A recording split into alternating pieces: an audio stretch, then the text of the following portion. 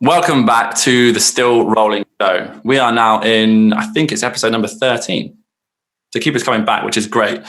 It's really important to me to now be able to continue all these conversations. So this week we've brought on a couple of my friends. We've got Sean Francis, and I call you Ravi, but your name's actually Don, isn't it? Yeah, my dad, well, all the men in my family are called Don, so we get called by our middle names. So yeah, my first name's Don, but my family name's Ravi. So yeah. I love that I've never asked you that. So these guys are a couple of friends of mine. We've had the pleasure of working together. I mean, Rav, I've known you for the past 6-7 years. And Sean, I've been working with just the past couple, but he's been kind enough to support me as a director of photography in the various roles that I've tried to bully him into helping me out on, basically. Lots of short film projects and lots of fun. But he's been a wonderful supporter of mine. And Ravi and I have worked together over the past 5 or 6 years on all sorts of things. I've been lucky enough to actually see him. We'll get into that, the different projects that he's got involved in from kind of where he started to where he is now. But gentlemen, thank you very much for joining us today. We'll start with what do you think of the show? What, previous ones or this one? This one hasn't kicked off. Well, not this one. We're not going to evaluate this show. We're doing it right now. I've got a time machine out the back. I'll just check. You know where this is going to end up. But no, previous one, I think is a great idea. I think you're doing a great job as host. And it's really good to see you just blooming in the lockdown. It's very sweet of you, Sean. I didn't do it just for the adulation, I might add as well. I didn't need some clarity then, can we? Okay, great, fantastic. I didn't need just a hug. I mean, it's nice. I appreciate it. But I didn't just need a little warm hug to say, yes, all right, you're getting on okay. Well done. A little pat on the back. I'm friendly, surely. It's been really insightful. Don't mollycoddle me. Tell me how you really feel. Don't worry, there's still time, Josh. Don't worry. It's not going it can go anywhere now. Gloves are off. Let's go. But, at the end of the day, we're trying to sort of at least become some kind of resource here that hopefully maybe becomes some kind of valuable information, maybe to someone at some point in their career or life, maybe, who knows, through the value of other people's stories and anecdotes. Ravi, how do you feel about it? I know you've got some nice words to say, but I need your honest feedback. Come on, how are we doing? No, I've really enjoyed it, and it's been nice because it's been quite insightful. I haven't watched the previous one with your BBC nature documentary because I've got a 2-hour journey tomorrow, so I've been actually saving that for the road. So I'm going to tune in for that. I know you specifically were looking forward to that one because you've been attempting some wildlife photography and video of your own in lockdown, haven't you? Yeah, since lockdown, I just kind of thought because all the work had kind of been put on hold, I just went and bought myself a 150 to 600 and been shooting wildlife, which has been quite a zoom range. Yeah, it's probably been the best couple of weeks of my filming career, really, because it's always something that I've loved, wanted to get into and not had the time, and just always chasing the paper and just being able to put yourself on hold and watch the wildlife has been incredible. So it's funny you mentioned that as well, chasing the paper. It's really easy to get caught up in this kind of conversation, isn't it? Because I feel like I've been having this a lot. I've been at least trying to provoke this conversation with a lot of people because I feel like getting that work-life balance for me was such a pivotal point in career in terms of happiness, satisfaction, what I was doing. But not only that, it helped me promote my own quality of work, helped me, just get better, for want of a better expression, to increase the quality and the production value of my own work, but more in storytelling, understanding, that moment to evaluate things. After I started sort of that, that work-life balance, everything just got a bit better. And it feels like people are coming around to that now. Yeah. And it's great to hear industry professionals. I spoke to, this is actually a bit of an exclusive. I was lucky enough to speak to a gentleman called Doug Torres, who's coming on the show, but he's been heading up Film Roundtable. Have you seen it? Yeah. Okay. Yeah. So I spoke to him the other day, and he's coming on the show next week. It's actually come and talk to us. So it'll be a couple of weeks from now in terms of when this comes out. But he's, bringing on incredible guests, people like Bradford Young, Reed Morano, and these sorts of people. And I heard Bradford talk about how his whole life has been he was like, I've got a wife and kid. They're at home, and this is a thing that's happening. And now, I'm very aware of how my life on the road, on films and stuff, isn't necessarily particularly family orientated. And it'd be nice to see how that changes. That's one perspective, obviously, but it's nice to hear that this conversation is kind of being taken a bit more seriously. I mean, how do you guys feel about this sort of stuff? Well, the work-life balance is generally, yeah, that was important. I mean, this industry sucks it all up, I think, generally, if you're not too careful. And it's really important to just have strike a balance. And speaking to someone with family, it's just, it can easily. I mean, the great thing about this previous lockdown period for the last 14 weeks has meant that you've been, just been around. And I've spoken to loads of DPs and loads of people, directors and people in the industry who've had time to literally, I mean, it's been a bit difficult. The adjustment is going, actually, I'm at home. I've got kids. And family life. And that rebalancing has been really important for a lot of people. And it's been really, only healthy as far as I'm concerned, as trying, as it can be with being around 24 hours a day. You got to pay the bills, haven't you, at the end of the day? Absolutely. So it's like, did you feel that you had the work-life balance kind of sussed before this point? Or has it been nice to sort of accept a new lifestyle with this sort of stuff?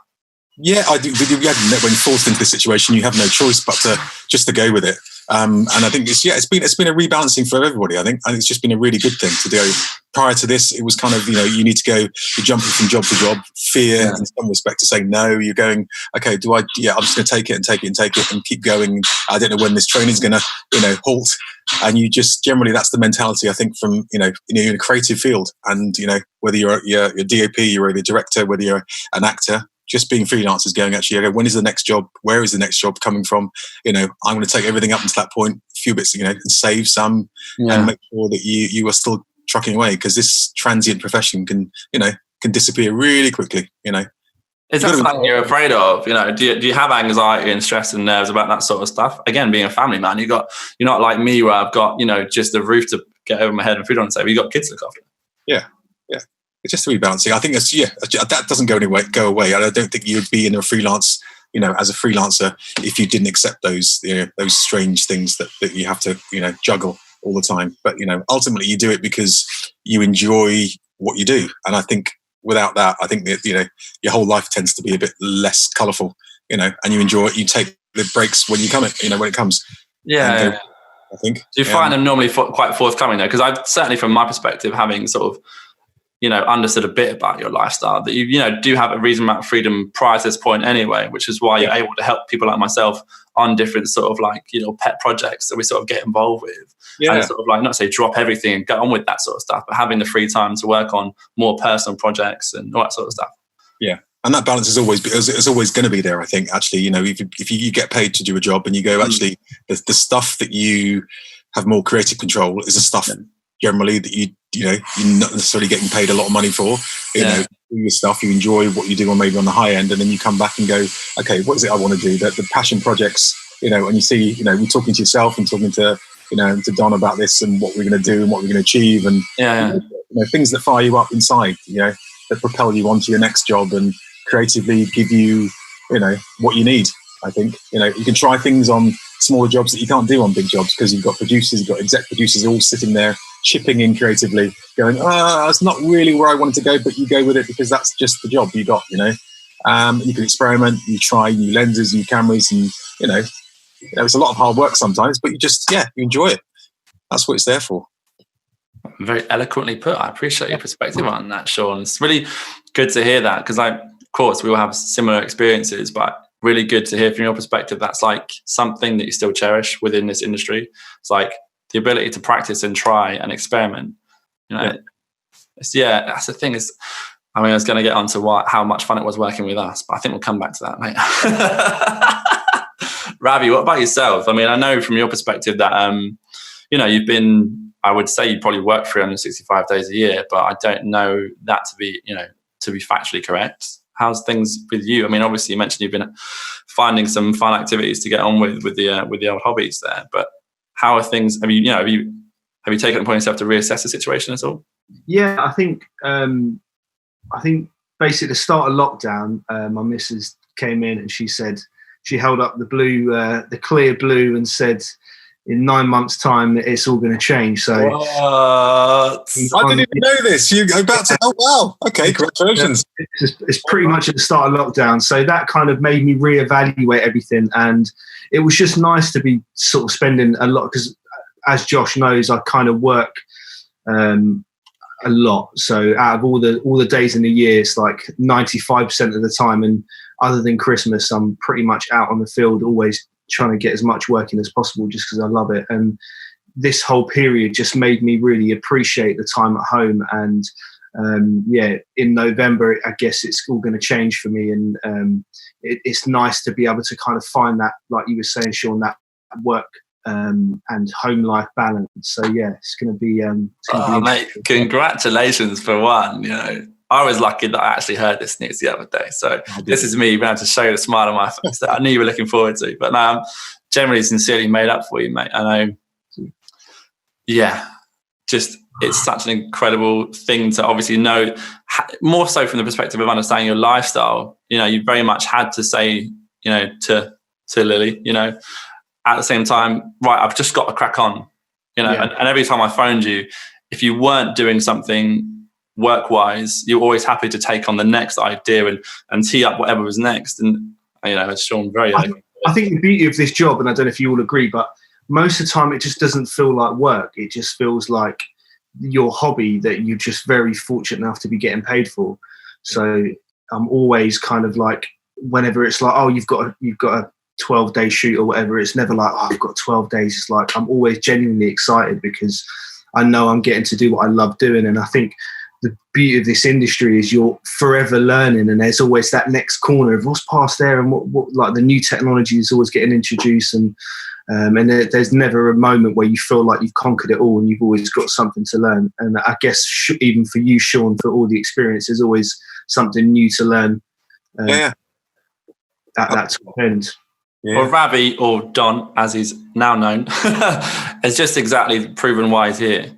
Because I wanted to hear that perspective, but more importantly, it demonstrates what your attitude is towards this industry and towards what you do. And that's the thing, is like,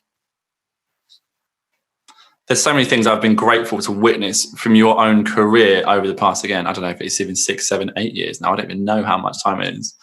I don't even know at all. But like the first time we worked together, it was like, right, I've got a handy cam with an XLR input and a microphone, let's go. And it was like, right, okay, cool.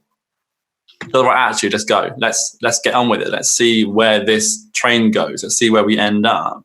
Yeah. But yet to have conversations with you, always hungry to know what I have to say. And it's funny because I could talk forever. Case in point, this podcast. Yeah. But always attentively listening, you know, paying attention to what I have to say. And it might always be the right thing, but we'll figure it out together. And we're sort of always constantly learning from each other and looking at these opportunities. And, you know, I mean, I'm not sure what opportunities you can talk about that you have had, but certainly you just mentioned prices that you've got this, you know, these contracts that you've been working with. Can we mention Disney? Yeah, you can mention Disney. I can't. I've just found out I can't use them in my show reel, which was really gutting. But yeah, we've just got a big contract with Disney coming up, filming some new stuff that we've had to sign some NDAs for. But yeah, really excited to be working with them again, because it was kind of through the whole coronavirus, you didn't know what was going to happen. You didn't know how many people are going to lose their marketing budgets. But Microsoft as well have just put a load of work our way. So yeah, it's good to kind of be getting these people back on board and be working with some good brands. So I bet it was good to know they hadn't forgotten about you as well.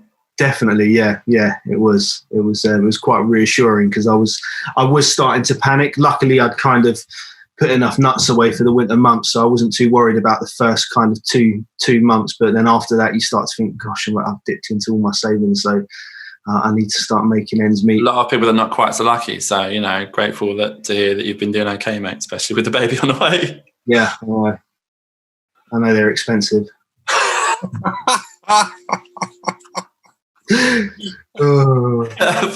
Fortunately, I haven't had to go down that route yet, so I'll take your word for it. Lockdown, they're worried about puppies and pets, but you go and have a kid. I mean, it's quite. You're going up. You're up here. Yeah, it's it's great news, fantastic news. But yeah.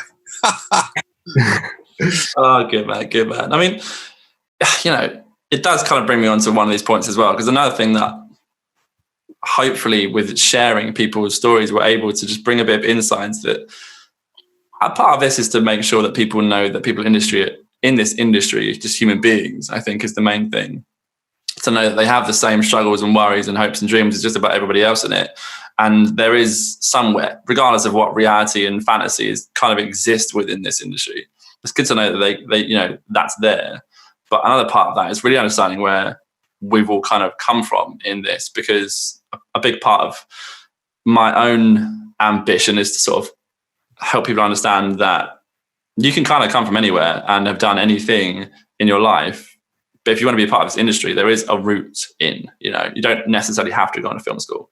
You don't necessarily have to do this and that. There are pros and cons to all. But a big point from my perspective is, with all the previous guests, really, they've all got not unconventional stories, but to a degree unconventional stories. So, I mean, if you were, kind enough to oblige us, it'd be nice to know where you guys have come from. I know a bit about you because we're mates. We've had conversations about these types of things as we've, gone on conversationally throughout what we've done work-wise. But as I'm sure you'll agree with, without putting words in your mouth, it's not always easy to get to know people on set. You have 5-minute conversations, then it's action, we're cracking on, and then suddenly you've lost 2 days of your life because you didn't blink, because everything's happening. I mean, Sean, I know a bit more about Ravi, so we'll get back to him in a second. But Sean, from your perspective, where did you actually start in all of this? I know that you did a bit of acting first, but where did the ambition? Classically trained, years ago, and came at literally where I am now from a desire to want to. I mean, maybe it's not take control or just to be more involved creatively. Yeah. Having loved film, and drama, narrative work initially.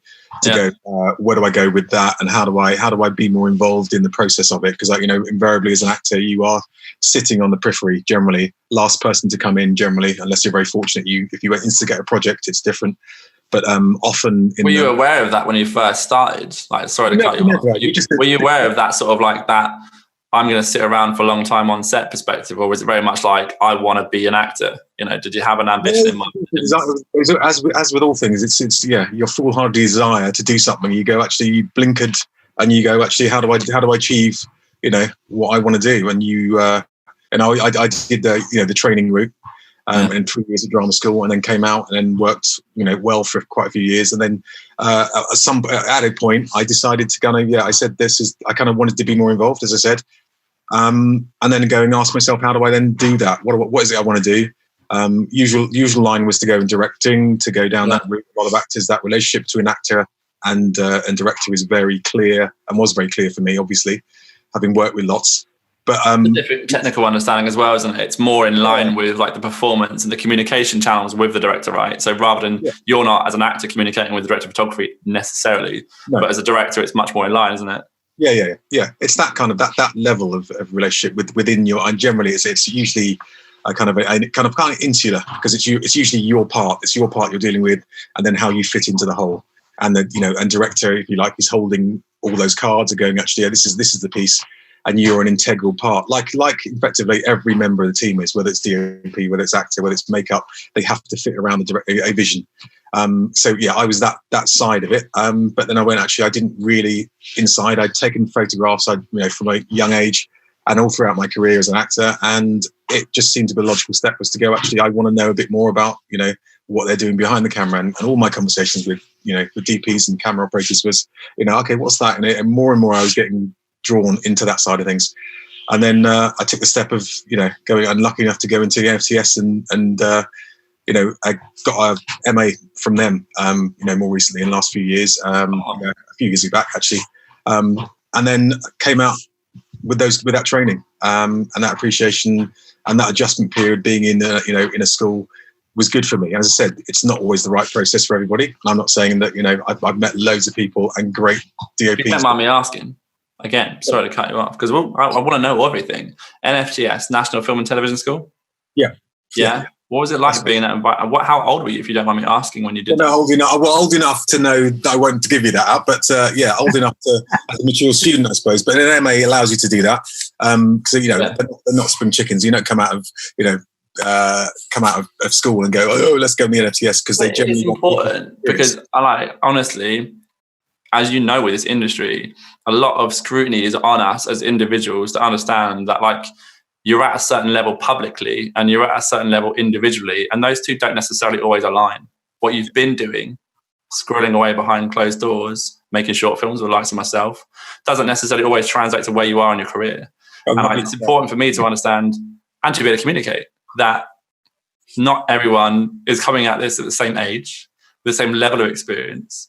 Yet I've had a wonderfully joyous experience working with you. And I mean, we've also understand why you're here today, because me and Ravi like listening to you.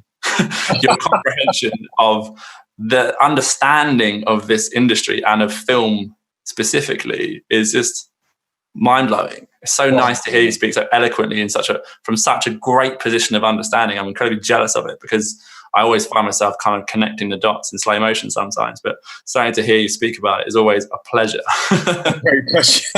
Very nice of you to say so. But yeah, waffle. Just tell me to stop anytime you want. But Ravi and I aren't going to say to shut up at all. Don't worry. But yeah, no, it's just, I think, yeah, where were we? But just came out and been working. What was the experience like at school? Like learning, you learned to be a director of photography, right? So, would you have fared better learning by yourself, or do you really respect and appreciate that experience of learning essentially with tuition and an environment where you could learn?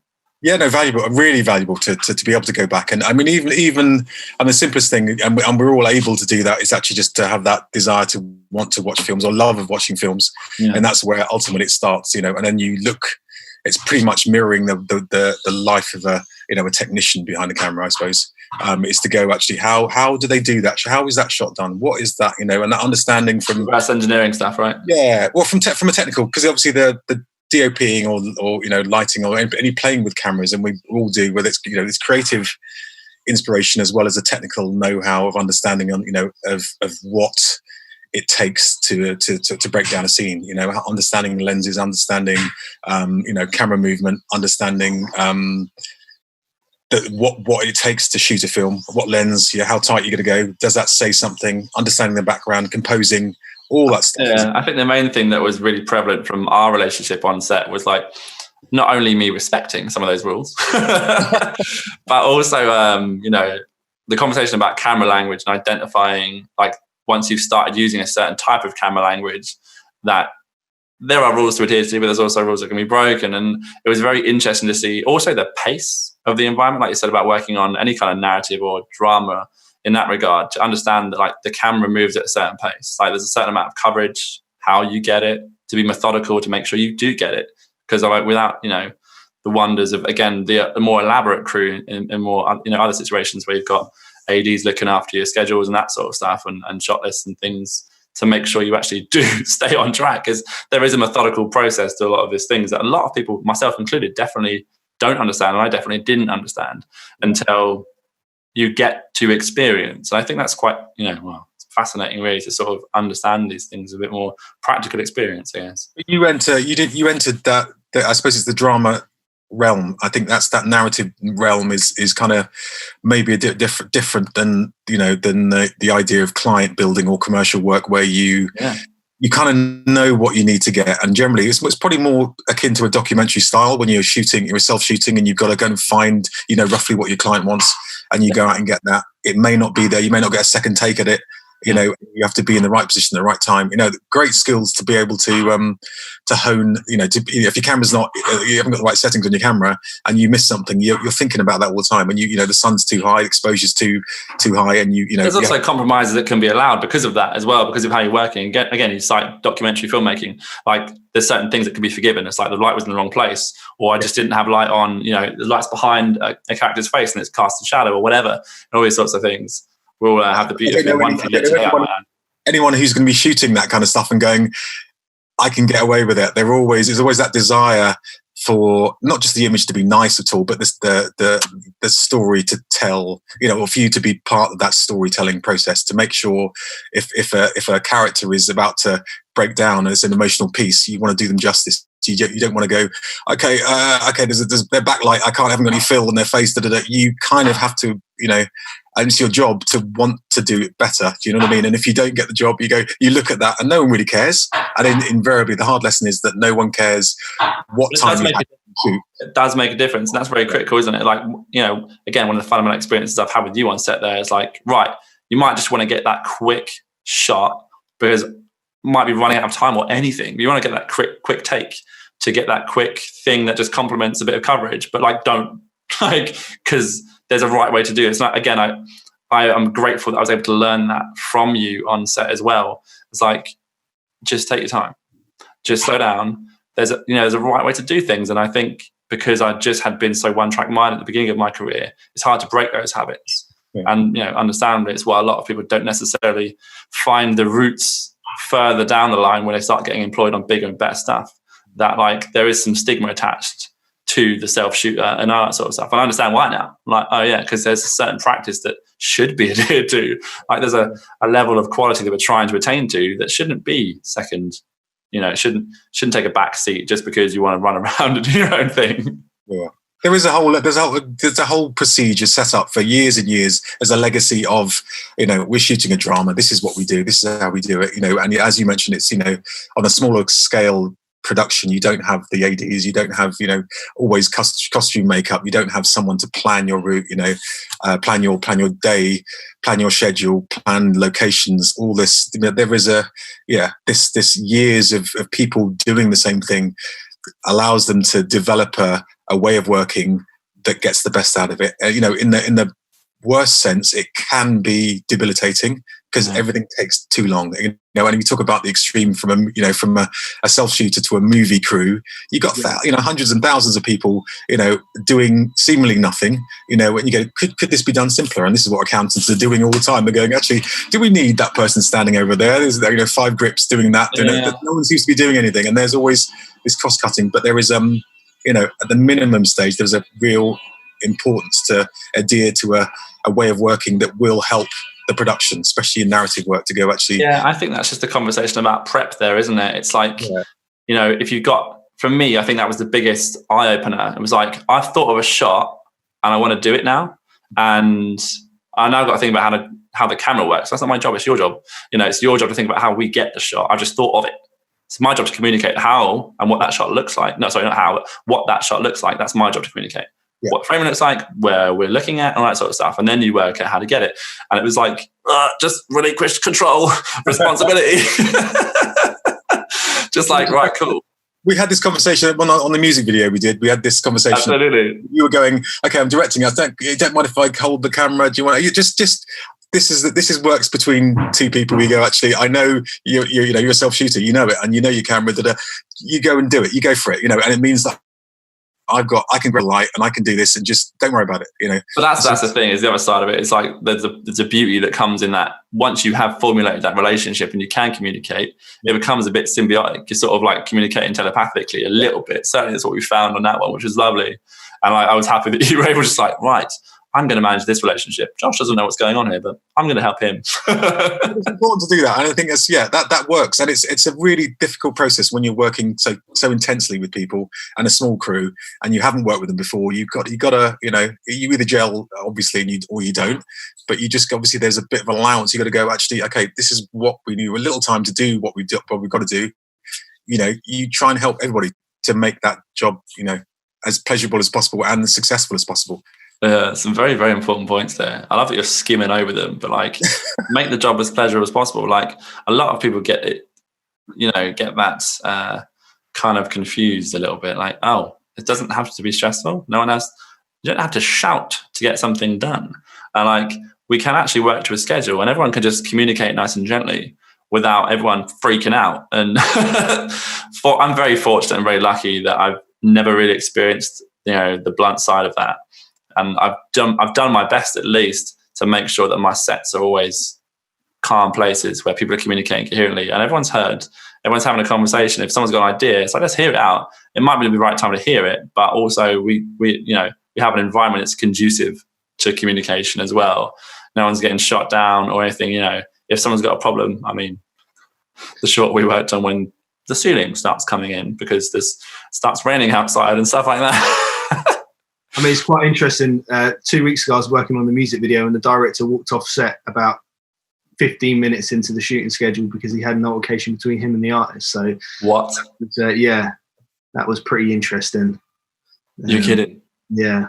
Did it pick up again or? Oh, mate, you can't just dangle that carrot there. It was it was very difficult because it was kind of like I was DOP, I had a camera op and a focus puller, and I was trying to manage them, and then it was almost put on me to then try and conduct the rest of the day. And You're kidding. The hardest part was it was the director's vision. And we had our shot list and we were working to all that, but not having that person to be able to say this is how it's supposed to be, and this is the idea that I've had, and just talking through what their vision is along on set was made it. And then the behind the scenes girl ended up saying, "Do you want me to direct it?" And I was just at that point, I was just like, I can, as long as I get what I need to get, anyone can get involved. It became literally a free. Was there a producer involved though? I mean, that's the kind of other side of things. The director was a director producer. So well, there you go. That's why we don't have director producers. Producers are there to look after people and make sure these relationships don't fall down. Yeah, and all the altercation was that he was saying, "I'd like you to mime," because he was miming the words for the music video, and then he said, "Don't mime. Can you sing the actual song?" And then that just led into a big argument. And that was probably 15 minutes into the shooting schedule. 15. But, this reminds me of something that I think it was actually, I always talk about Guy Ritchie on the show because I'm a big fan. But Guy Ritchie I think he was in an interview, he was talking about this relationship with actors and obviously talent. It's like, you kind of need to figure out, this is his words, I'm like, figure out who you're working with and what you're doing kind of beforehand. And he recommends going to the pub with people. It's like, you need to figure out that relationship before you get on set, because it's not just, the financial implications and the fact that everybody's here for this one activity. But like, come on, man, it's a waste of time. What are you doing? What are you trying to achieve here? I think chemistry on set is probably one of the most important factors.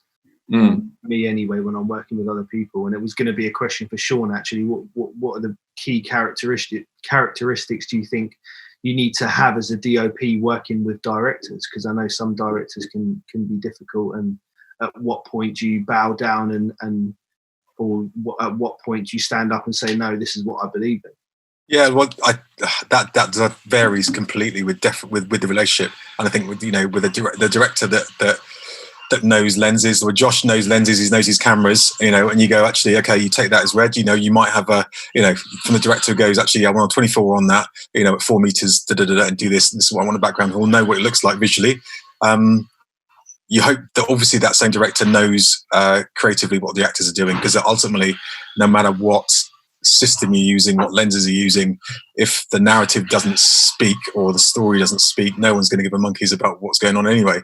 So as long as you hope the director knows what they're doing, and I know that's all gets done as far as I'm concerned, and you have a good idea of it before the camera starts rolling. Before you even pick the camera up, right? Before you even on set. You made a comment, I think, when I came to you with our first project, that music video, and I came up to see you, drove out of town, and I went, actually, okay, you made a little comment and said, no one's done this before. What? This is really a bit strange. So I had a DP come to see me and talk before the shoot, and I was going, why would they not do it? And I'm just like, I need to know where I am. I need to know I need to know what you want out of it. I need to know what I'm doing. My ears, but I think it was more so on the smaller scale stuff. The fact that it was more, if I'm completely honest, the sort of the personal project type work, it becomes, it's your vision, it's your idea. So you're very aware that you're inconveniencing, or at least in your own head, you're inconveniencing a lot of people that you're working with. Whether you've got talent, whether you've got crew, everyone's taking their own time to do this. Yeah. You might have scraped together a small amount of budget for a location and to feed them, because that's the least you can do. But ultimately, it's just a personal vision. It's something you wanted to go and do yourself. So I'm just very, probably too polite and too respectful of people's time and going because at the expense of preparation, you're not doing yourself any favors. I found that on my first short film ever. I had 14 pages I was trying to get it done in one day. It's like, man, wake up. What are you doing? Yeah. And subsequently, credit to the crew and the cast. They did a great job, and I was really proud of them. But I wasn't able to finish that because it was undercooked. It was underdeveloped before that point in time. And those mistakes, as a case in point for doing those personal projects, you make those mistakes, you don't do it again. When you think about it, it's like, right, let's actually be diligent here and, respect these people's time by doing a preparation to make sure you know what the story is, you know what's going to happen. And understanding what kind of coverage you can get in a day, how many pages you can shoot in a day, that sort of stuff. And you can't learn that without doing. But I guess that's a testament to the sort of the trainee programs and the proper formal educational route, is that they are preparing you for that. And you can't learn that by yourself until you start putting yourself out there, and they start costing other people time. It's an interesting one, isn't it? Yeah, the process of doing it yourself. I mean, no matter. Or technically, you can go back to school and train, and you look at films and you study. But ultimately, the best way I learned, every single project that I did through the school was the way I, it's stuck in your head far better. You come up with mistakes and you learn from them, and hopefully progress from that. And it's the same in the real world. Obviously, you just keep on doing it, and you have to learn by doing, not by just sitting there theorizing. Reading a book, that's kind of why I mentioned National Film and Television School, because it's my understanding. I know this because of the college I went to. Now, no disrespect to them, they did what they could, but they certainly didn't have the technical expertise to captivate my attention. It was very much like, right, let's turn a camera on, and there's 5, probably redheads at the time. Let's turn them all on. Yeah, it's like cool. I've got five directions of light, and they're all the same intensity. Okay, cool. I've just got a very bright scene. Retrospectively, look back on it, but I didn't learn anything from that experience. We weren't necessarily encouraged to understand what we should have done and started with an example and then asked to recreate it ourselves. I understand that now. Yeah. But, interesting to hear from your perspective, how that fits. I understand there's different levels of formal education in that regard. It's not simple as saying all film schools are the same and they're all going to get the same experience from it. Obviously down to the individual, but I know that there's varying levels of that education, and that didn't fit me. I knew that wasn't the environment that I was going to thrive in. Yeah. So interesting to see, from your perspective, how someone like National Film and Television School actually do. How do they work, and what's that environment like? Well, the system's set up pretty much like the old studio system, in that you have there are 8. I think it's increasing in the next few years or whatever to 10. So 10 applicants in each department. So you have 8 cinematographers when I went there, 8 directors, 8 animators, 8 sound designers, composers, and all of each category. And you're mixed and matched in several projects throughout the 2 years you're there, and you come and work with different personalities, or with different ideas, or with a set mind to do a piece, whether it be a short drama, short, or your grad project or animations. It just varies depending on what the projects, what the directors or the writers bring to the projects, and you mix and match, and that's effectively you're learning with small scale productions throughout How long is the process from start? It's a 2-year. Well, they had 2-year MA. It's what I did. Generally, they do smaller, shorter courses. They do, they cover the whole thing, from, and they do wildlife and all these other. They branch out into all these different other facets of making programs as well. So that's a good investment. Oh yeah, for me, without a doubt, that transition from we go, no one. Okay, I was an actor, so now I'm a DP. So how does that work? First of all, no one ever knows that that's even a thing. But they just thought it was the way I went. But that transition, that ability to go, actually, I have some accreditation, maybe was good for me. It might not suit everyone else. I don't necessarily see it as a downfall if someone hasn't gone to school at all. But it's just for me, it was right. I thrived from it and took what I needed. And is it just quickly? Is it 2 years where it's a full time, or can you also? Yeah, it's full time, so you can't do anything else in the meantime. You literally have to dedicate those 2 years to that. Yeah, because you got. I mean, there are times you've got the facilities to be able to bring cameras out when you need to. So if you've got a weekend and you've got a project with one of the other students or someone else, then you can take out various things that you need, all the equipment you need. But invariably, you've got things towards the end of the 2 years. You've got dissertations to write. You've got this big 10,000 word page to go. Actually, okay, it's a topic to decide on. So your time is taken up with trying to decide academically really what you need to do. But the learning is such that you just focus on and film watching and just mixing with people and just enjoying being back at school. Really, I think that's also part of it. And if you end up working, as some did, maybe they missed out on some aspect of that, that educational process. So I'm glad Ravi mentioned that, because it's important. Is understanding that is full-time commitment, well, it presents another question. It's not just a financial commitment. It's a time commitment. You're physically putting time into that. And that's kind of what I'm saying. It's like, when we look at all these opportunities, one thing learning something, the other side of it is that you've got to put that into practice and make the most of it. Like, do you feel like that's giving you opportunity after doing that? Has it opened doors or all that sort of? I'd love to hear your thoughts on this. It wasn't my world at all. Yeah, no, it's still, it's working. People, it's a great school, and it's had some really good feedback. People know of it, and it's, and as you get along in your career, maybe it'll be good for me, maybe it won't. Some people go, actually, NFTs, kind of like, that's the, maybe a mark that people go. Do they help their alumni in that regard? Do they help get you? Yeah, there's a little network, and there's, there was up until, the COVID hit, but there was, there's an annual little alumni, drink down at, up in town, that if you meet previous colleagues, but there's also a network of people that I'm still in touch with, the cinematographers that I train with, and we've been doing weekly. Left to you though, right? Yeah. So what? Sorry. What I'm interested in was that left to you to sort of create the next opportunity for yourself, or did they help you sort of like make the next connections? No, I think it's again, it's up to you ultimately. If I can't lay it out in front of you, but they have a facility, have an institution with all the equipment, all the facilities, and all the the networks that are there. You make use of it how you want to, really. It's not that you must do this, you must do that, but just it's up to you completely to make use of, as with life, isn't it? To get on with it. You want it? That's definitely the experience that Rav and I have had, for sure. We've made our own opportunities for ourselves. So it's just kind of interesting to see from an investment perspective, obviously financial, getting back to that. It's like, does it pay off? Or is it very much like, right, cool, you've done your educational bit. Of course, something you can't negate is that you've made a network of people here, talking about directors, writers. These are all people that have got their own ambitions as well. They're not just going to like, oh, cool, I did an MA at National Film and Television School, and now I'm just going to, go skydiving or something. It's like, that's not what happens. These people find themselves in parts of the industry. So of course, the network cannot be forgotten. The people that you're working with are going to find themselves in positions, and provide you had a good relationship with them, they're going to give you a call. If they've got, if you've had, worked well together or whatever, these people aren't going to forget about you. And more certainly, they'd much rather work with you and people that they've worked with than work with new crews, or at least they should. I know I've made that mistake a few times. Anyway, Ravi, we can't just sit here and listen to Sean talk all day. So we actually could. I know we could. That's why I'm joking about it. It's like, the reality is, it's like, that's why Ravi's here too. We just want to sit and listen to Sean talk all day, really.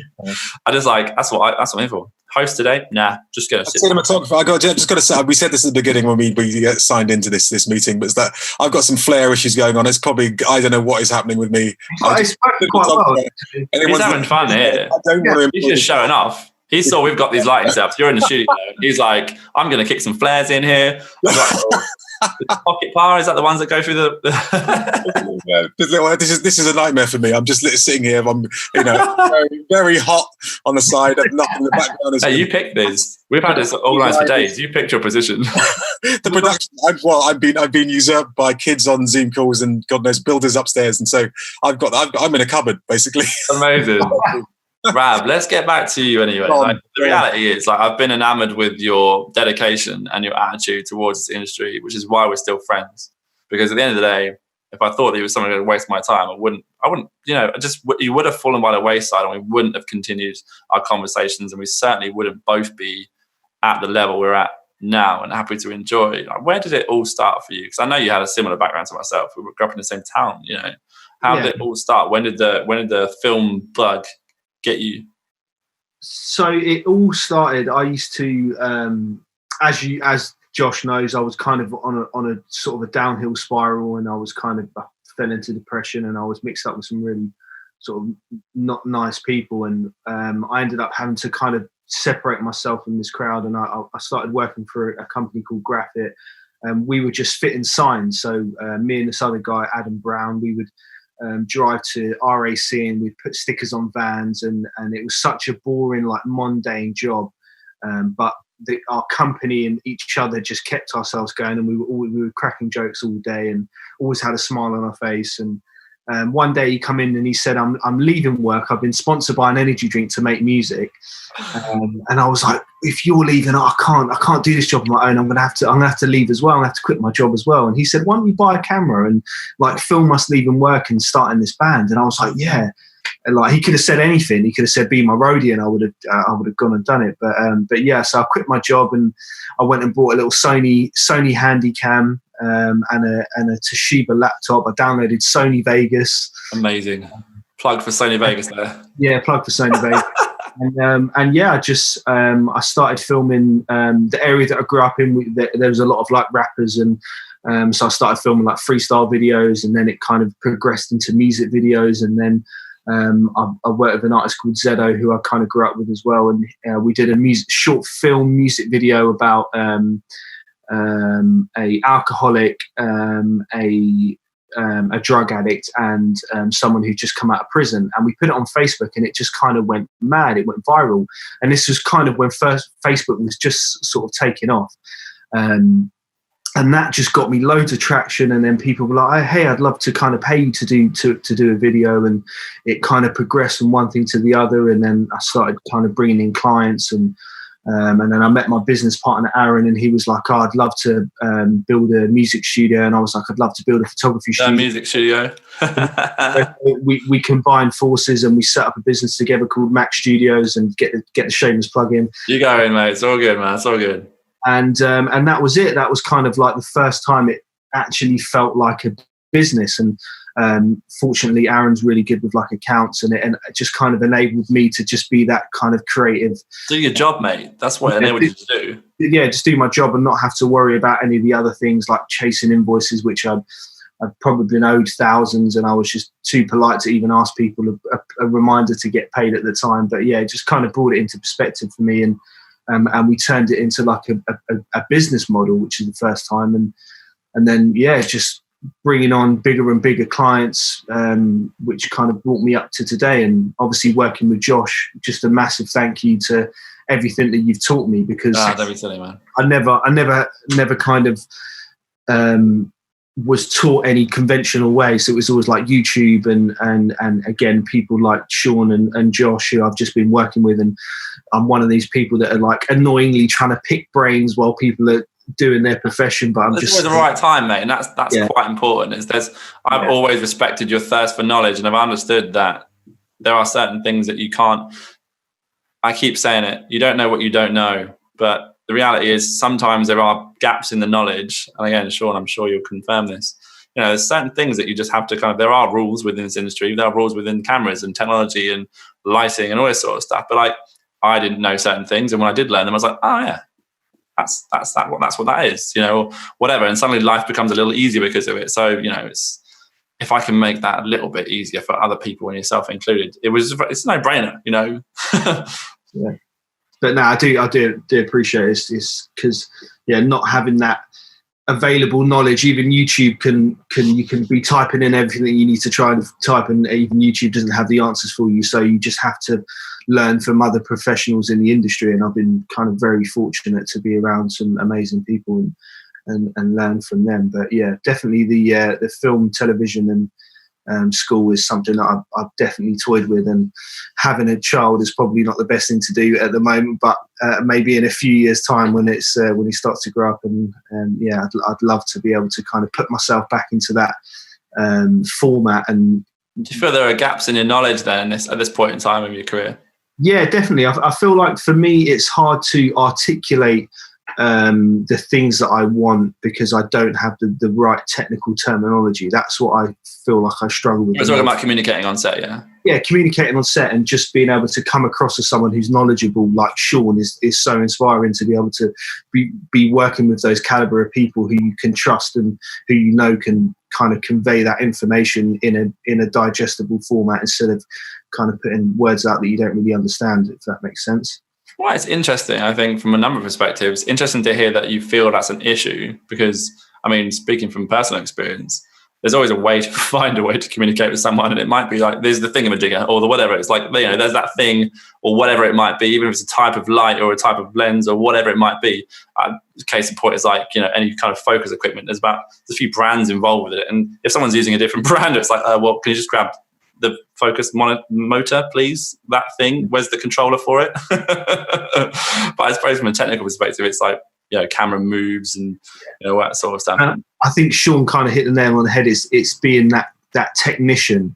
And I think you can be the creative, but you have to be that technician that understands the tools that you're using to the nth degree. Because I would love to kind of, my progression is where I see myself going is kind of doing the wildlife and then eventually doing films. And I know to get to that high performing level, it's almost like Premiership footballers. Like, you have to be training day in, day out and exercising that to be able to get to that position. Oh yeah, very, very valid point. Very important point. Like, you can't take your foot off the gas in this. You've got, you know, it's a continual evolution. Interesting. I mean, I know, like, from your perspective, obviously you've you know, utilize a lot of online resources and things. How do you feel like it's like navigating that? You mentioned it's not always easiest to find things, but have you felt that's been a big part of your education in this film world? Yeah, I mean, YouTube has pretty much taught me everything that most of the things that I know today, and it definitely did in the early stages. I would stay up till 4 a.m. just watching videos after videos, and then the next day I'd get up in the morning and I'd watch the same videos over and over again, and until it had become sort of stuck in your brain that because there's so much information out there. And how do you go about evaluating your resources as well? Because I mean, for me, that's the nightmare with this, is that there's so many people that go, right, I'm going to go YouTube, I'm going to look up, you know, the exposure evaluation, you know, exposure triangle, I think they call it. You know, it's like, I'm going to try and figure out that. I'm going to figure out ISO or shutter or something like that. It's like some of it's quite basic, but then there's some of it's really more complicated things and it's a lot of it's, hard to determine who's got the right information. How do you feel navigating that side of things? How do you evaluate who you're listening to? I mean, there's a YouTube channel called Film IQ, and that's my benchmark, because he just seems to know everything, and the way he delivers the information is so easy to digest. And right, it's all about communication then, how they're breaking it down. And I mean, I'm like, there's a lot of you can go through the forest of YouTube, and there's a lot of people who are very boring, but I'm talking more about credibility of information. Yeah, credibility. A lot of people out there just like, oh yeah, this is how you do this. It's like, no mate, it's not. You've missed out a huge, really gaping hole of information there, and just sidestep this other thing. But you said it very eloquently, so. Yeah, I guess it's the trial and error. I watch so many. Okay. I just kind of take the little bits of information from Give it a go. I feel works for me best when it comes to actually putting that into a film. To be fair, I know from my own perspective, there's definitely some incredible resources. I guess from my perspective, I try and work out who's saying what, not necessarily what their background is, because that's not always a barometer. You know, there's people with incredible technical understanding that haven't necessarily have a prolific credits list in feature films. So I know that from that perspective, it's, you know, people are very, you know, take a lot of time to educate themselves, but it's just quite interesting to me to sort of have that conversation about how other people feel about these resources. Because from my perspective, that was a really important part of it. You know, who am I listening to? What is being said?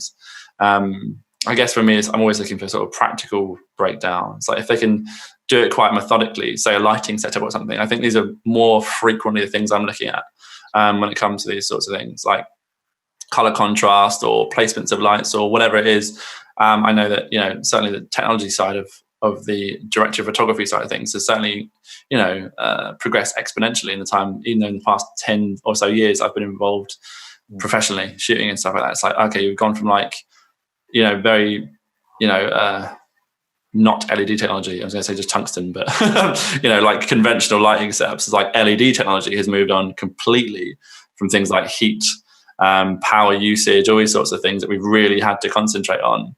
And you know, even the weight of the things. I think that's not going to go away anyway anytime soon at the moment. I mean, what with digital Red's new 12K, Red's and Blackmagic's new 12K camera come out.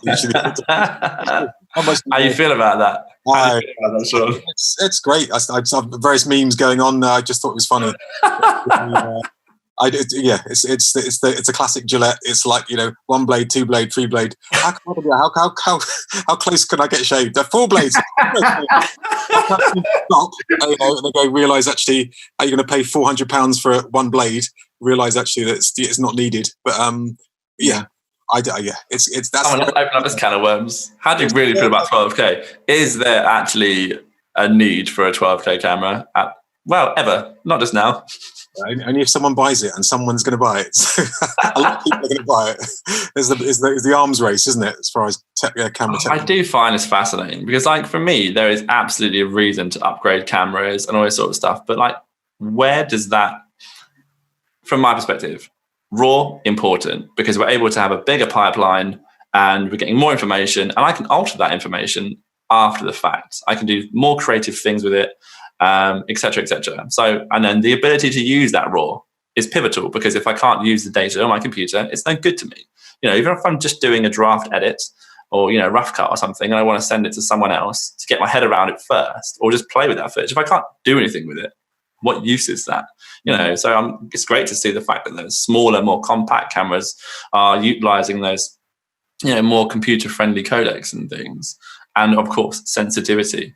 Oh, I can shoot in low light, great. And it's I don't have to have as much light. I can focus more on controlling the light is more important. We're requiring less light to do more creative things. So we can shoot with less of them or whatever it might be.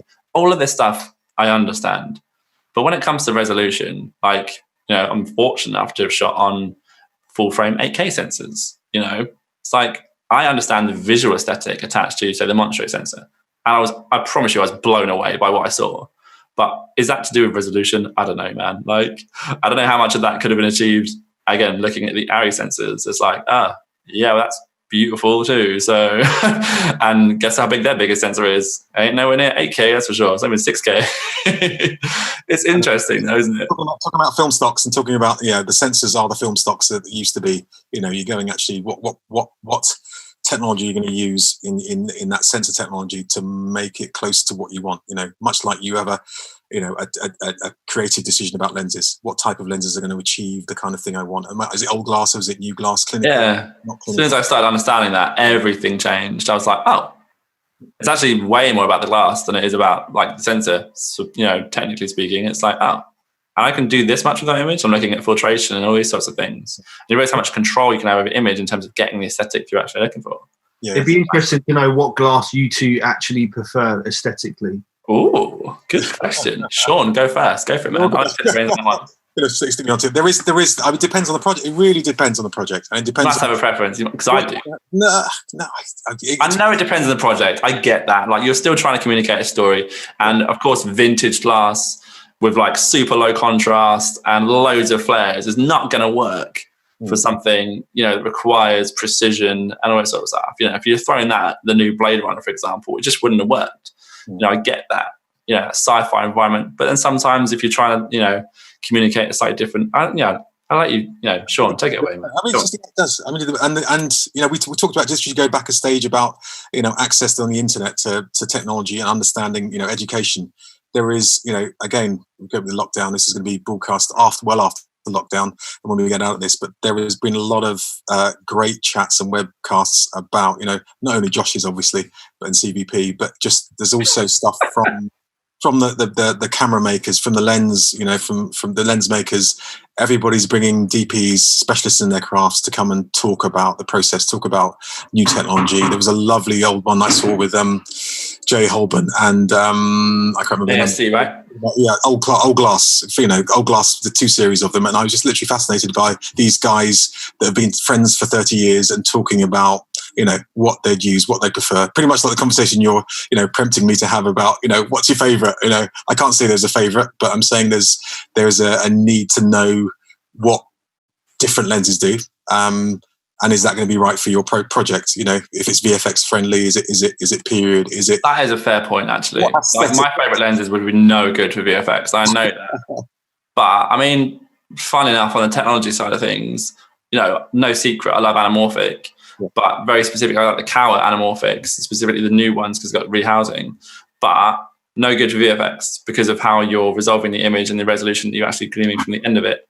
But the new Unreal Engine. I don't know if you've seen Mandalorian, any of you guys? No. Oh, you got to check it out.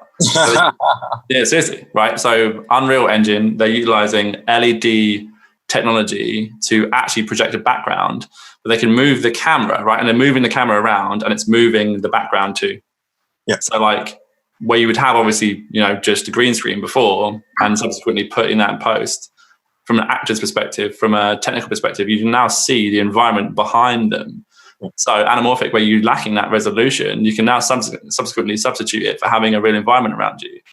I don't want to jump the gun on the tech specs side of things, but the reality is where I might have had to use sharper glass or conform to different shutter to help with the VFX process, that's a thing of the past to a degree. Now, I don't speak, I'm speaking anecdotally here, it's not factual, but I'm just presuming that those things are benefits. Of course, we can't focus on LED wall, so that's the downside of that, if you want to get close on it. But interesting to sort of see that, certainly from a technical perspective, the way the industry is progressing in terms of that side of things. Yeah. But check out Mandalorian, because Greg Fraser, DOP, he doesn't do all of the episodes, but I know he was definitely the lead on it. And I've got a few behind the scenes on how it all works, but able to utilize a nice aesthetic, which is I was like, oh, hello, that's really pretty. But of course, in keeping with the story and what's going on as well. Mm-hmm. But I mean, you must have a preference. You must have like one bit of glass that you go like, yeah, that's fine. I'm not going to be drawn on it. I mean, talking about master primes or ultra or cowl anamorphics or lowers or impartial, isn't it? So many K35s seems to be the one that everyone loves at the moment. It's like I love them, but what are you going to pair them with? You're going to pair them with a Sony Venice, which I did recently, they look great and they were right for the project. But I'm not going to go, that was the a marriage made in heaven, because I've never seen anything look so resolved so well. And it's just you don't have to talk about that. I mean, we're just talking about preference, mate. We're just having a conversation about what you like. Yeah. Steve Provost and Jay Holborn were talking about in depth about the K35s. We're talking about old glass. To be fair, we were lucky enough to shoot the K35s for our short as well, so I'm not gonna take that away from you. But very, very important point, Jay Holborn there. I've actually sent some of those links to Ravi on Instagram. Jay Holborn does some incredible breakdowns from a technical perspective. That he's ASC, right? And I was right in saying that, American Society of Cinematographers. He's been the head for a while, or was the head? Associate ASC. He was a cinematographer. He's gone on for producing and some bits and pieces. But yes, he has a real link. He writes for the magazine as well now. Definitely go and check him out, because there's some serious articles that he does with incredible breakdown, digital sense technology in terms of ISO and stuff. There's always one that's really hard for me to try and communicate how that relates and corresponds to film stock from any regard. It's like your film has a native ISO and all this sort of stuff, and it kind of does and doesn't in the digital world. So but he breaks it down brilliantly. I was like, yes, I'm just going to tell everyone to go and check you out. So that's definitely I'm pretty glad you mentioned that. Yeah, there's a lot online. I mean, apart from going for these little, obviously YouTubers and whatever, but the big boys, if you can track down an Instagram post, you see which is one of the great little lesson to learn, is actually go who are they following, and there'll be some, if you get your top DOPs, you go onto Instagram and you look and see who they're following, and there'll be the same people being checked, and if you get that and you go, okay, fine, I'll follow them, they're following them, 5 of my best DOPs are following those people, and then look into them, and they'll spin you off on other stuff. And as I said, at the moment there's loads of webcasts and loads of talks, loads of things to go on and learn from, which is great. So you learn from the best. It's always a great thing. Good tip. That's kind of what I was saying earlier about what are these resources, who are you checking out. I was just interested to know from Ravi's perspective who he's really checking out, but couldn't ask for better advice there. Absolutely on the money. And I realized that I'd done that inadvertently. You go and check out again Jay Holborn, these sorts of people. It's like, oh, cool, you get turned on this person. I mean, even for me, I think it was watching my favorite movies visually. Greg Fraser did Killing Them Softly with Brad Pitt and James Gandolfini. It was one of his last movies, I think. Yeah. And it's just beautiful. It's just beautiful. And I was just like, what was that shot on? What glass? Da, da, da, da. And I think it was a fairly comprehensive article talking about the different glass they used. I'm pretty sure they got some Panavision, custom somethings, and had some major lens tests and stuff with it. And I was just like, what? Can I phone up Panavision? Is that a thing?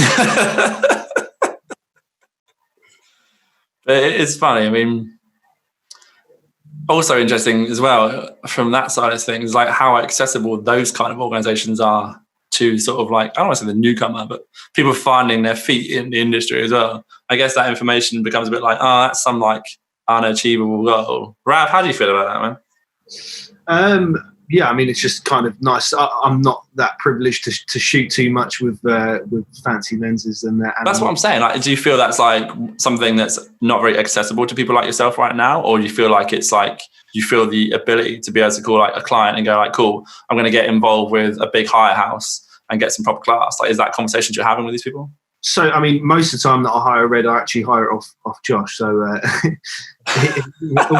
all the kind of the Top Golf TV commercial we did, we shot with it was the red Gemini and your lenses, which were, I'm not really sure what set you borrowed, to be fair, but I mean the question really important here is like, do you feel like you could, I mean, a part of that is knowledge base, part of it is like obviously the lenses from your perspective that you're aspiring to use, is that immediately commonplace, but would you feel reluctant to call up, let's call some people out, Motion 24 or Focus 24, Motion 24, they do the motion stuff, the Russian arm type stuff.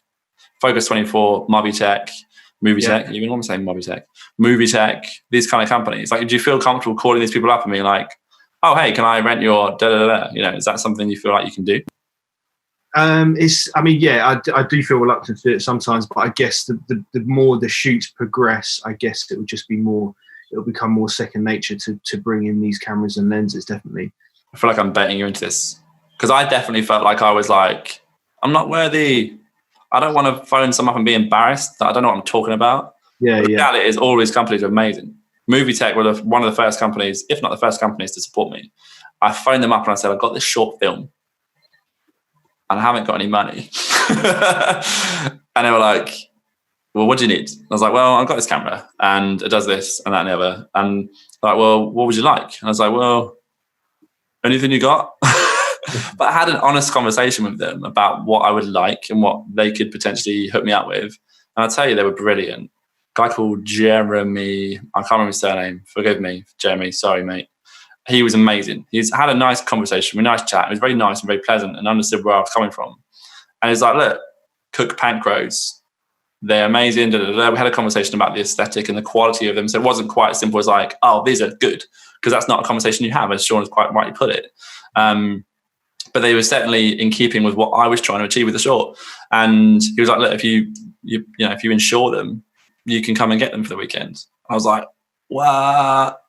Like, I didn't have the money to hire them. I didn't. But I was sincere about my objectives and what I wanted to do. And I was forthcoming with that information as well. It's like, look, here's where I'm at. What have you got? I was happy to sort of like raid my savings, try and get a few $100 together to maybe offer them some kind of compensation. But, you know, fortunately, he let me give that money to an insurance company, which seems insane now. But, you know, a couple $100 later, I've insured them and I've got, you know, thousands and thousands of pounds worth of lenses that obviously I looked after with my life to make sure that we didn't let them down. But, you know, that's what I'm saying is interesting to hear like how you feel about that situation, because certainly from my perspective, that's quite a daunting conversation to have. I felt quite embarrassed and quite shy because of the part of the industry that I'd come from. I was a self-shooter and I'd figured it out for myself. So I felt very out of my depth in that conversation, but he made it very easy for me. Very nice. I felt like I had to find out exactly who that person was and bring them up and say thanks again. I bought them a bunch of pastries. No, it's good. It's good to know because, it's definitely something I would like to do. But yes, it's everyone's gonna be phoning Movie Tech now. Yeah, it's come for yours, Josh. Well, rent yours. Yeah. Cool. There we go. You got I mean, funny enough you say that, boys, but sincerely, I really want to develop some workshops and some practical opportunities that people can get hands on with stuff. I mean that as sincere as I'm saying to you now. So part of the next part of, an evolution of the Still Rolling podcast and journey is to try and utilize this platform so that we can create something like that hopefully people can get involved with. I'm not sure what it is yet. We've kind of toyed with the idea of utilizing a public location like a skate park or something like that, so that it's something that people can access, and then from that perspective, then taking a small thing like learning shutter speed or whatever it might be, something very small, and just go, right, cool, let's learn very basic, but let's think about where the camera's going and what we're trying to say, camera movement, and then just developing it. But before, it was kind of a bigger conversation that I didn't necessarily have reined in. It was a huge goal. Like, I wanted to have a film school that just gave opportunities to every single person that was like me, that never had them. Like some ridiculous, like out of this world idea where we could have like a comprehensive film school that broke down different things. But it was just way too much to try and achieve, and subsequently got ahead of myself. But then after reining it in and thinking about it, I was like, actually, I have the means to do small workshops. I've got mates that have got kids that want to get involved with sort of stuff, and they're interested in editing, but they're watching stuff on YouTube and they're like, oh, I want to be like this person. I'm like, that if you want to get involved with film, then let's just break down some basic stuff. So hopefully it gives you a little bit of a foundation to move forward. And then, we talked about opportunities as well. Like, hopefully we can, draw some awareness on the opportunities that are available. I don't know if any of you guys caught it, but from the Mark Wilson Foundation, they're talking about graduate training programs that then obviously get them a foot in the door in the industry. Daisy Allen, we had on this episode, who's just managed to make the most of that to the nth degree. I can't even believe how much she's managed to achieve in the year that she's been on the course. Really is insane. But that's the ultimate goal of some stuff that I'd like to do, certainly. Noble stuff. That's good. Don't be silly, mate. It's pretty simple as far as I'm concerned, because I made life very hard for myself, and I know Ravi did as well. When you start making those mistakes the hard way, but it's just I guess the main thing is that even going through the hardship and of that process is that you learn a lot about yourself. You learn definitely whether you want to do it or not, right, Rav? Yeah, definitely. It makes you appreciate it a lot more as well. Yeah. What's next for you guys anyway? Sean, what's happening next for you? I've just penciled in for something, possibly. I can't really say much about it, but it's just... There's always the way, isn't it? It's like, I'm under NDA, so I can't talk about it, but... So things are moving. This is great. It's been quiet. It's been a tough few weeks with COVID.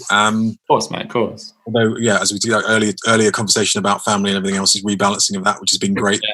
So just readjusting things. So, but stuff's picking up and it's starting to just turn back. The biggest issue at the moment is with insurance. We talk about insurance with lenses, but insurance overall, productions, people insurance, and people aren't. Insurance companies aren't willing yet to try and underwrite actors and productions, and that's the stumbling block as well as the fact that we having to deal and just deal with the whole working environment on set. It's got to be redone with COVID specific people at the moment. Have I just cut out or something? It's all right, I can hear you. I just can't. You're static. So we'll take a breather. He's gone. Sean, mid-story. It's all right. I was very intrigued by that, because that is quite an interesting point of view, actually. What's going to happen after COVID? How are you feeling with it? Are you having to have you got all the PPE and shields and masks and stuff? Yeah, so we've been fully PPE'd with the masks and the hand sanitizers and gloves, and Microsoft down there the other day was quite interesting. But I guess it's on the film sets that I think is going to be, because that's quite a lot of people together. Mm-hmm. That's going to be quite interesting. Luckily, with what I do, it's you probably on average probably a 3-4 man crew at times. But when you're on these bigger film crew sets, it's going to be very, very interesting. We have different regulations for interiors and exteriors and stuff like that. Because I know that I speak to guys in New York, and they're having outside just masks, but inside they've got masks and shields and stuff like that, like physical face shields. Wow. Well, obviously, in terms of understanding how the spread is inside and things like that. Yeah. What's your thoughts on how do you think it's going to play out in the next sort of couple of months, even next year? Do you think it's going to speculate? But the reality is there is definitely a huge, massive roll-on effect from everything that we've experienced. There'll be huge negatives, but obviously the other side of it is that we're always going to be positive in these situations, and the reality is we make the most of what is in front of us. So it's always been that situation, and it always will be. But certainly right now, it's looking to the future and going, right, what do I want to be doing? As we've all said about this lifestyle, it makes you reevaluate the projects you want to be involved with because of the time investment. It's not about money anymore. I don't say that from a position of like financial security either. I say that from a position of understanding. It's very specifically, right, what do I want to do? What projects do I want to be involved with? Because I'm committing that to them.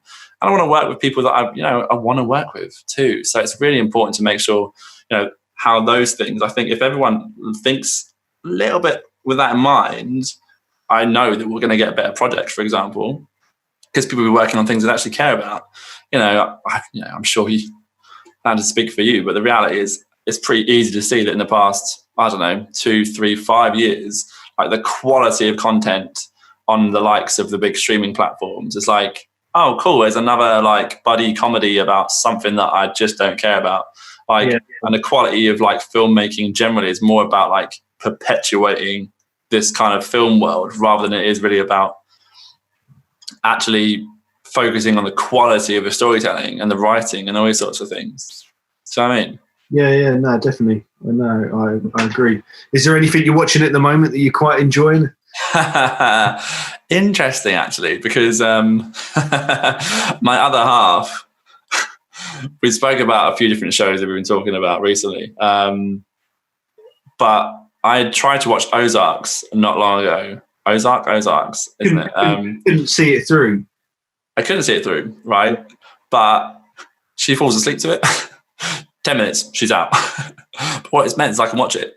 I'm like, oh, hold on a minute. She's actually putting it on to fall asleep. And I'm like, oh, this is interesting. We got Sean back. Oh my gosh, just dropped out. Back in the room.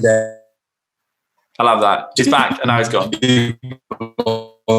Someone's drilled through his. I have to drop out. The only one. We're good. And it's just about there. Sorry, what have you been talking about while I've been away? Anything nice? Talking about you, mate. My ears were burning indeed, yeah. To be fair, mate, we just continue that conversation about where the industry is going, potentially post. And I was important for me to highlight the fact that whilst things are changing, there's certainly positives to be taken from the situation. Obviously, there's a massive, huge negative in the fact that employment and in terms of understanding the people that are going back to work, how they're going to get back to work. But on the flip side of that, there's going to be the content side of things, the type of things that people are going to be working on, certainly from myself, from my own perspective. Understanding that I'm going to reevaluate what I'm working on, how much time I'm committing to it. And, it's not about money anymore. It's about thinking about what I'm going to be investing my time into, and these sorts of things. Yeah. And that's hopefully, if other people think like that, it will change the landscape of content. There's been like a cookie cutter situation kind of going on in the past 3 to 5 years where it's like, oh, that movie works, we'll just make more of that. And of course the case was true in cinema. A movie of a certain type does well, whether it be genre piece or something, or a certain type of whatever. And it's like, oh, well, a studio was going to bank on another one, because horror movies, I think, is a case in point. Look at what Paranormal Activity did, because it was made on a shoestring and then went and made hundreds of millions and subsequently made loads of sequels. And it then drove a genre piece. I was like, oh, cool, it's just another horror movie. It's not necessarily my thing, but certainly I definitely miss what I probably would say in my head as a heyday of like kind of modern movies, early Fincher stuff. It's going back a ways now, but like stuff like Seven, I really love the depth that those movies really get into. And I feel like that part of cinema has taken a bit of a hit in the past X years. I wouldn't want to put a timeline on it, but certainly from my perspective, there's still great movies being made. Of course there is, still incredible writers out there. But I don't know, maybe my tastes are not a sign of the times or what, I don't know. But how do you feel about cinema at the moment? Obviously movies we can't watch it right now, but watched recently that I was blown away by was Joker, and that was I just thought that was such an incredible film, and the cinematography was just amazing, but also the storyline and the way it's written and the way you're as the audience drawn in to almost feel sorry for the bad guy, and you're almost justifying his actions, and at the end of it you're almost rooting for him, and it's like it's just amazing how they can take you on that journey and like draw you in so emotively. But yeah, just that was one of the most incredible films I think I've seen ever. Interesting, very interesting. No, I don't know. I had mixed feelings on Joker for a number of reasons. Of course, visually beautiful. And I completely understand what you're saying. Definitely draws you in. Like, it's the pivotal anti-hero, isn't it? Like, that person that you're like, not really sure I'm on this guy's team. And then suddenly, by then, like you said, you almost are like, not, you don't want to root for him, but you kind of are. And it's like, I kind of get this. But I guess it's just, credit Todd Phillips, wasn't it, who was behind it? Which is just like so random because the movies that he'd done previously. But I know that was a flack that he's getting from everyone, so I won't jump on that wagon, certainly. But great to see him make something like that. Testament to Joaquin Phoenix as well. What incredible talent in that regard. But beautiful, beautiful film, and what an environment. I love the landscape of it. That's another thing as well. Like, what is essentially a pretty practical environment. It's nice to see a movie that looks good and feels like an old film in that regard. Does that make sense?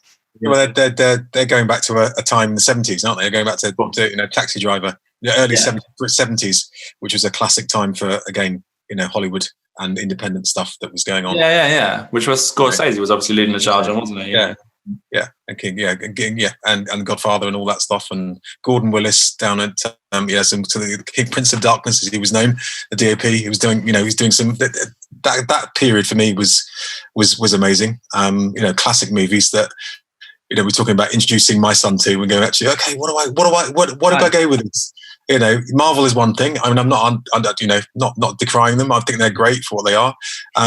But there's a whole legacy. There's the other issue that you have when you have kids. You're going, actually, so where do I start?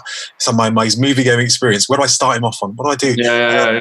What's appropriate for him? What do I like? Again, we get classic movies. Invariably they're not always there to want to watch what the old man's watching. But there you go. My taste changed as I grew up. If I'm completely honest with you, I just didn't want to watch the old movies when I was a kid. No, my fault for it. I'm ashamed of it. But the reality is, I wasn't interested in old movies when I was a kid, and now I'm like, that's some of the best cinema that's ever been created. Feel a bit bad about that now, but we've got. What's wonderful is now I've got a catalogue of films, and previous and now that you can just cycle through. It's Alfred Hitchcock was a person. Probably just go through all those movies and all this sort of stuff. It's like all the movies that my college tutors tried to tell me to watch, and I just wasn't interested in because I was foolish. some of the more obscure stuff. I mean, there's individually authored pieces, and then we're talking about art house cinemas. New World Cinema. There's a huge. I was lucky that World Cinema was on my radar when I was a kid because I liked the horror movies growing up. So I like the Korean horror movies, stuff like Audition, but then Old Boy, and even reflecting upon that, like Old Boy is incredible storytelling, visual storytelling. I haven't yet to go down the Kurosawa route, unfortunately. But it's like a bit too far away from me right now in terms of like the space that it is. That's crack it all in black and white, and that's some of the stuff. I mean, you think about the time, you think about how available it's to shoot, right? Yeah. How just the technical aspects of doing something like that nowadays, and them being able to tell a story, under those circumstances, which is the only way they knew how. And it's just there's no gimbals, all that stuff, handheld, getting. Doesn't exist. You want to move the camera? Yeah, here's this giant crane. Transport that camera that weighs 50 tons from this bit to this bit just on a small dolly, and you just say, okay, but this story, Kurosawa, all that stuff, that was one aspect of going back to film school. If nothing else, no one's going to teaches you respect about it. Yeah, right? you're interested. You got your film studies or whatever, and you sit there and you watch films. Whether you like it or not, you have an opinion. And that's of course you can do that at home. You don't need film school for that, but that love and enjoyment of doing that is something that really is wonderful to do, and there's I said, I mean, even the more obscure world cinema stuff, something from I don't know, Mongolia or something, a documentary you'll see that doesn't get the airplay that it should, and you're moved by it, and I just think that's the discovery. A bit like reading a good book, you go you go back to it, like you're saying, you mature as you get older, your tastes change, and you read the same book 10 years ago that you read 10 years ago, it doesn't mean the same thing. You see different things, and when you watch films, you do this exactly the same thing to me. I see and then get inspired more about, but that's what's wonderful about it, Oh, mate, I'm grateful to hear you speak about this sort of stuff because, again, it's my own ignorance I can be hopefully forgiven for in these situations. But, on the money, world cinema exists way beyond my own perspective. And it's really nice to, just broaden your horizons. Go, oh, okay, I'm going to check out something completely obscure that would never be within the streaming platforms. Obviously, we get so lazy these days. I'm going to go and try and find something.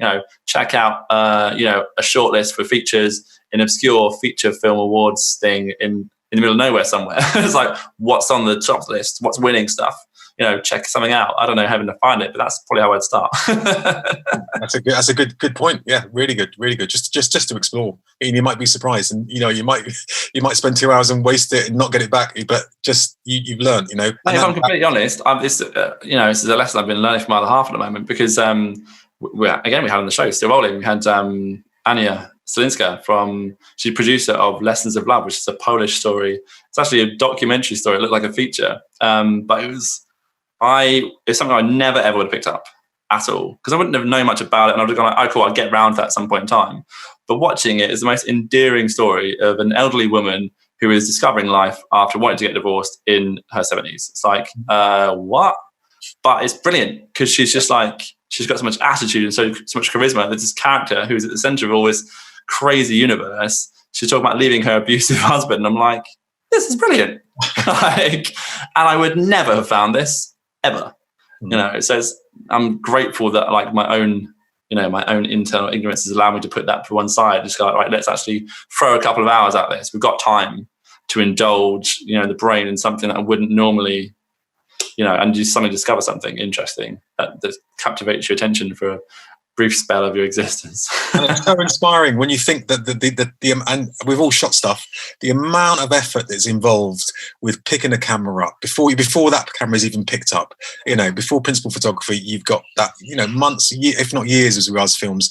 Someone has thought about what they want to say and why they want to say it. It doesn't always work, but that ability to, and that passion to want to tell the stories is where we hopefully are all trying to work towards. And I think that's the respect that I think everyone is due, who wants to make stuff, and it's the toughest thing in the world to try and make a good film. Of course it is, but you just go, actually, you pick that camera up and you want to tell a story. And that's thousands of people are doing it all over the world, are trying to do that. And don't get lazy and complacent about that very Western way of looking at things, that, that shot, reverse shot, breakdown. This is what I must do. There's a Robert McKee way of storytelling, and how our lead characters and protagonists and antagonists, and this is what happens by the third act. You don't have to follow all that. You just tell a story passionately, and those are the things that I get moved by, inspired by. Quick question for Sean: Is there any DOPs that you kind of aspire to, or is there any other DOPs that give you influence in the stuff that you create? It's going to be wide and varied. Whoever I discover and I get inspired by, that is going to be a bit like the lens trying to pin me down on what my favorite lens is. I know I'm not going to have a favorite DOP. There are those that receive accolades all the time, and credit to them, and I know how hard the job is, and there are a lot of people further down that list that, are battling every day, to do their stuff and try and get their vision put forward, or help the director's vision get put forward, and hats off to everybody. That is a fair point. I've been trying to encompass different roles within this podcast. Is there anyone you'd like to hear from on set? I mean, we've had prop storeman Danny Winship. That's probably the most obscure one I've gone so far.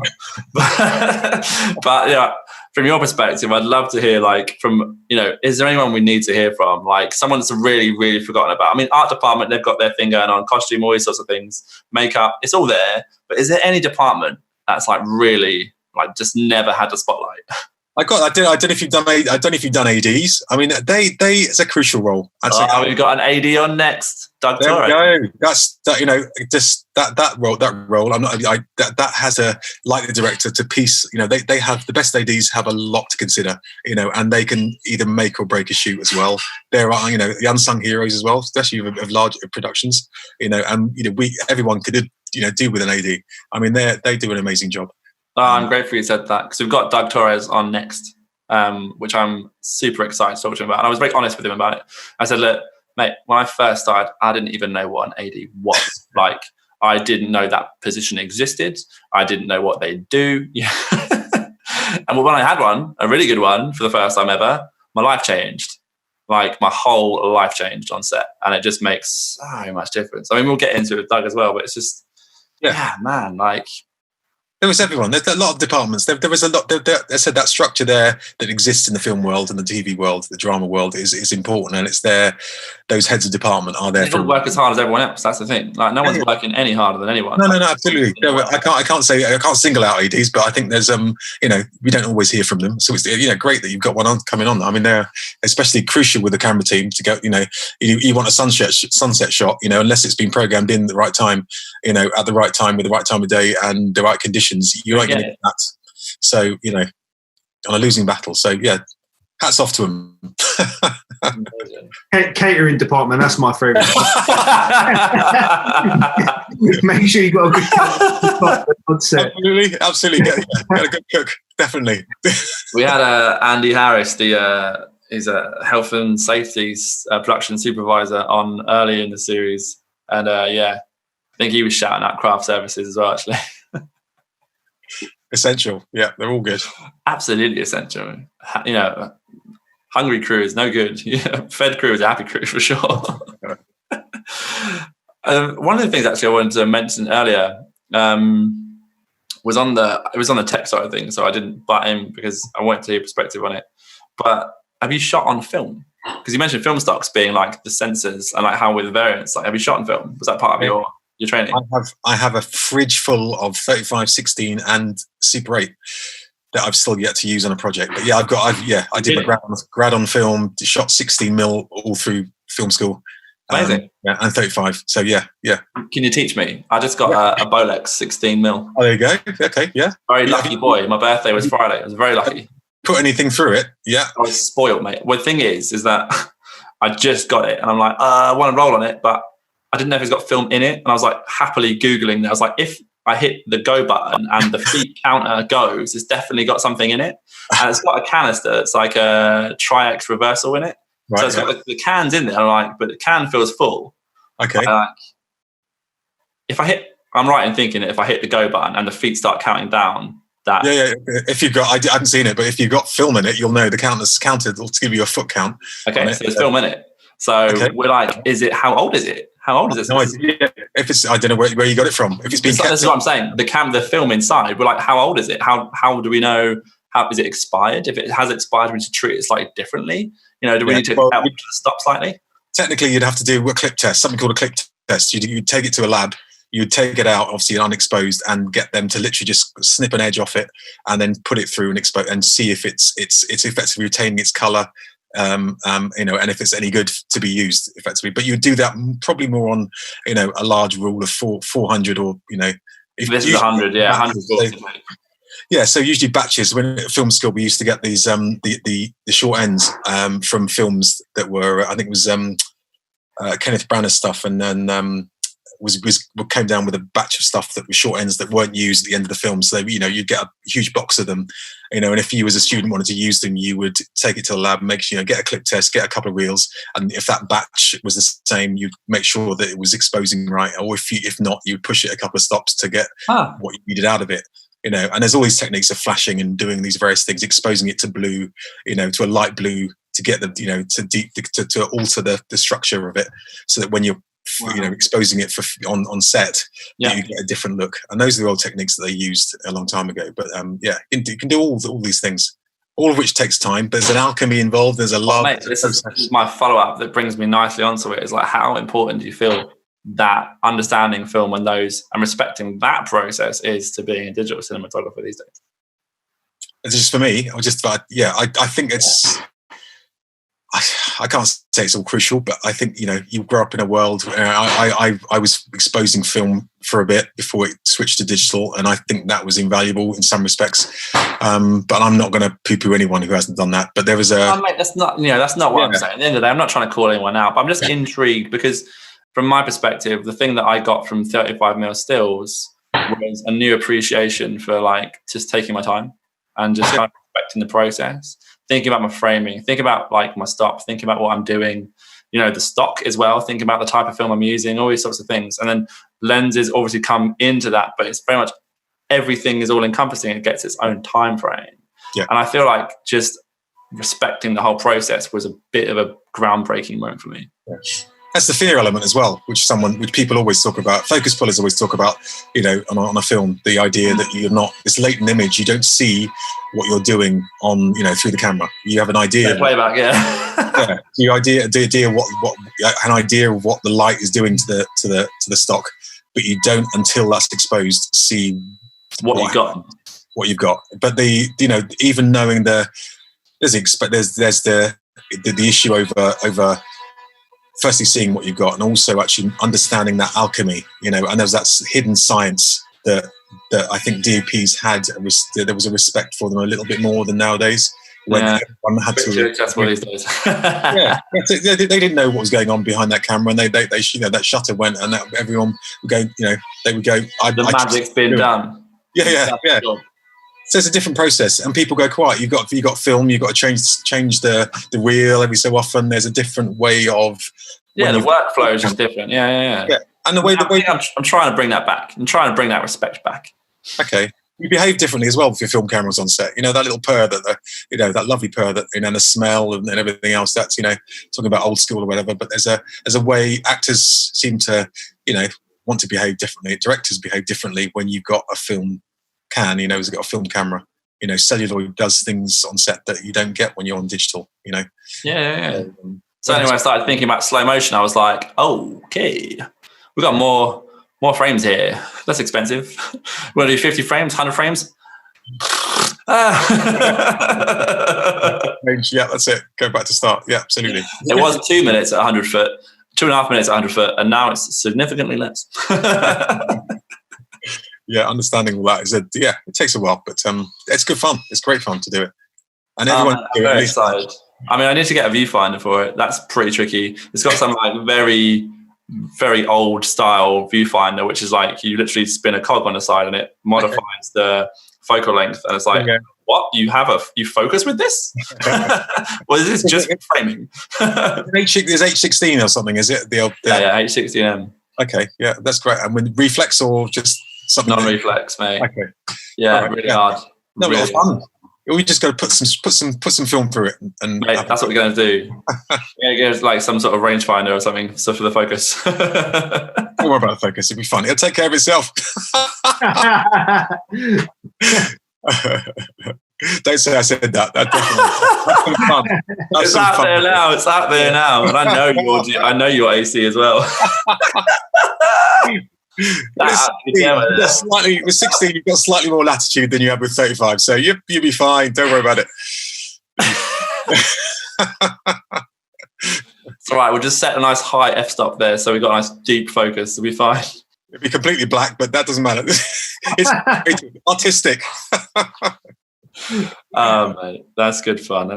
Well, boys, I can't thank you enough, firstly, for coming on and sharing your experiences, for one, and helping me evaluate the podcast to a sideline degree. That was secondary to what was primary. I absolutely wanted to have you guys on to have a quick chat and a catch up as well, because it's just nice to see your faces more than anything else and have a quick conversation. But no, certainly, I mean, Sean, geez, what you don't know about this industry, I don't know if it's worth knowing, but certainly from my perspective, I'm still learning, mate. I'm still learning. So I'm very, very grateful for you sharing your perspective on everything, because it's not only fascinating, but it just helps us all understand that a duty of care and respect for this craft, is to be admired, mate. To listen to how eloquently you speak about this from the understanding you have, mate. We're all in awe. Oh. So very, very grateful. Ravi, obviously, mate, great to have you on and to share again, like just to show other people you can really start from absolutely nothing with this. You can buy the cheapest and the most affordable camera that you can get your hands on, and it's just someone to get started with. So that's something, and to show where you're at now, mate, it's been a pleasure. Very, very proud of you, mate. Very much. No, I appreciate everything you've done for me along the journey as well, and thank you very much for having me on this show as well. Boys, long may it continue. Absolute pleasure. So yeah, with that, this is the end of the show. But we have got, as I said, Doug Torres, first AD. The last one he did was Ad Astra, so throw that out there as a bit of a name drop. But he's a lovely gentleman. He has been very kind to give us his time, considering, I'm not joking, like he's on Film Roundtable and like what? I don't even know. Film Roundtable, Reed Morano, Bradford Young, etc., etc., etc., etc. Like, these are heavyweights of the industry. If you don't know who they are, check them out immediately, because you need to know who these people are for all of the reasons. But they'll be next time on the show for us. So thanks everyone for tuning in, and until next time, cheers.